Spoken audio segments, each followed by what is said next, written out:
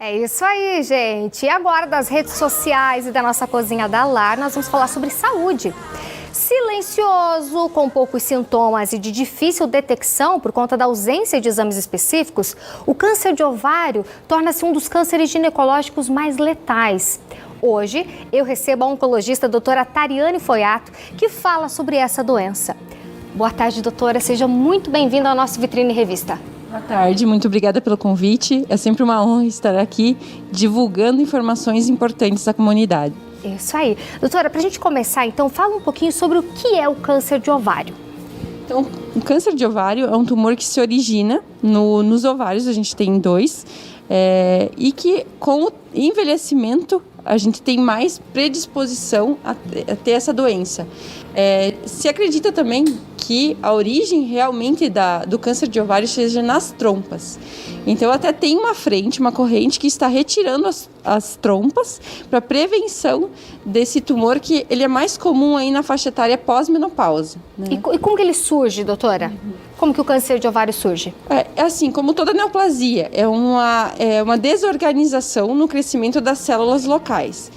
Geralmente não tem sintoma, por isso que a gente tem o diagnóstico muito tardio, né? E assim, não tem uma forma de rastreio na população. Essa é outra coisa que dificulta o diagnóstico precoce dessa doença. Então, quando chega ao oncologista, essa doença já está muito avançada. Cerca de 70% dos casos já se diagnostica no estadio clínico 3. Então, isso é muito ruim, fica difícil para a gente ofertar cura. E isso se deve principalmente à questão dos sintomas, eles são muito silenciosos. Que sintomas são esses, doutora? Quando a mulher apresenta algum sintoma, geralmente é uma dor abdominal, um aumento do volume. Eu tive colegas já que receberam pacientes que foram fazer academia, um abdominal, e a paciente notou um aumento do volume. Falou assim, eu não tenho essa barriga. E de repente ela está ali. Né? Então excluiu, num paciente em idade fértil, exclui gravidez. E vai se investigar. E quando vê, é um tumor ovariano, tá? Geralmente, as faixas etárias mais jovens são tumores embrionários, que a gente fala que é de um outro tecido. Quando é mais idosa, pós-menopausa, aí quinta, sexta década de vida, a gente já pensa no tumor seroso, de origem epitelial. Agora, e como que é feito esse diagnóstico, doutora, em relação ao câncer de ovário? O diagnóstico geralmente é por imagem, não tem um outro rastreio, que nem o câncer do colo uterino, a gente tem o Papa Nicolau. No câncer de ovário, a gente não tem o que ofertar muito, e sim, assim, sinais. Por exemplo, se na família teve muito câncer relacionado a ovário ou mama, ou próstata, a gente fica alerta. E outra coisa é a pesquisa genética. Hoje a gente já está rastreando a população, né? Eu tenho um familiar com câncer de ovário, eu já vou fazer a pesquisa da mutação genética. A principal e mais conhecida é o BRCA1 e o BRCA2. E por que esse tumor aparece? O que acontece no organismo? O que acontece geneticamente ali? Não sei. O que acontece desse tumor aparecer, doutora?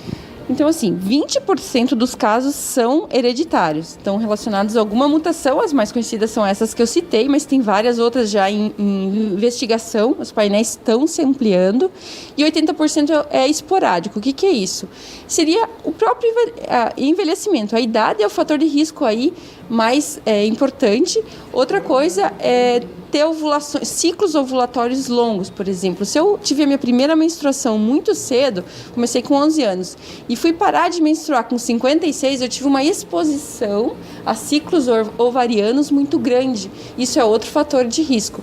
Então, se a gente pensar que o uso de métodos anticoncepcionais ou bloqueadores hormonais, isso previne o câncer de ovário. Então, a própria gestação é uma prevenção. Então, o fator de risco seria assim, eu nunca tive filho, então eu nunca tive uma pausa ovulatória, e isso sim é outro fator de risco. Então, ter filhos, né, uso de anticoncepcional geralmente mais de 5 anos continuamente, se a gente teve ciclos precoces, eu tive uma falência ovariana precoce, teoricamente isso viria a calhar no sentido de prevenção ao câncer de ovário.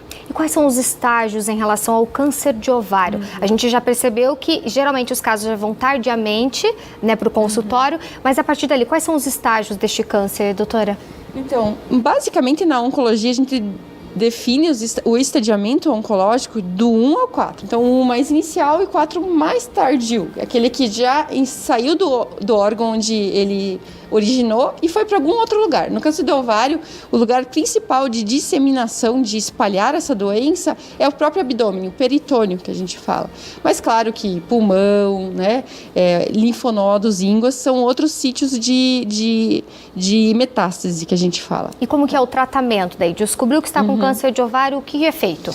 Basicamente, o tratamento do câncer de ovário é cirúrgico, no sentido que a gente tem que fazer o diagnóstico e fazer a citorredução. O que seria isso?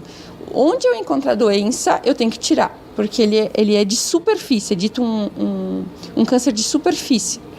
Então, a citorredução é uma forma de tratar e depois a quimioterapia, tá? E aqui essa quimioterapia pode ser endovenosa, como ela pode ser via oral e como pode ser também intraperitoneal. A gente faz essa citorredução, retira toda a doença da cavidade abdominal, que é onde ela mais fica, e a gente complementa esterilizando, vamos dizer assim, retirando essas possíveis células que possam se implantar aí no futuro. Entendi. Tá. Doutora, muitas pessoas falam sobre o ovário policístico, o cisto. Qual que é a diferença entre o cisto e o tumor, por exemplo? Tá. Então, o cisto é um achado muito comum no exame de ultrassonografia transvaginal, que é o mais pedido, né, de start, de início aí na investigação. E a gente sempre ovula, né? Quem está em idade reprodutiva está ovulando se não está tomando algum bloqueador hormonal, uma anticoncepção. Então, esses cistos são bem comuns de ovulação, tá? Às vezes, esses cistos não evoluem a cada ciclo e eles ficam retidos, tá? Daí tem a síndrome do ovário policístico ou o encontro de cisto hemorrágico. Provavelmente, tu ovulou e ele não evoluiu, que é o natural.